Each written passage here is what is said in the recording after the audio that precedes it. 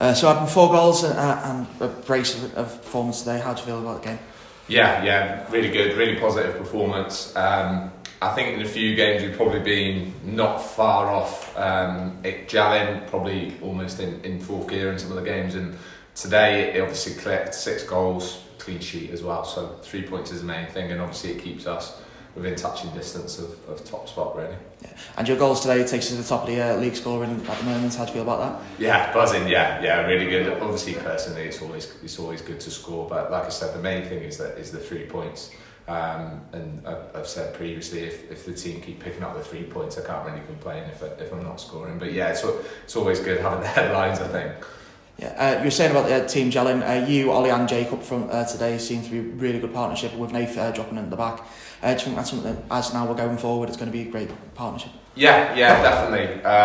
It was probably a little bit of a slow start with a few of those because of injuries and stuff like that, but now we're starting to get people back into the fold. Starting to develop partnerships, not only going forward but all over the pitch, and obviously we've got a few more to come back into that as well. So yeah, it's looking really positive. Obviously we take it game by game, and obviously we go in Friday into the cup now against Llandudno. As you're saying, Friday is against Llandudno. Similar opposition with the league, but it's a completely different competition. So how do you feel about that one? Yeah, definitely. It's a nice change from the league, obviously, to play in the cup, and Llandudno will be tough. Obviously, their results have been a little bit up and down this year, but obviously they're a quality side, and it'll be a really good game.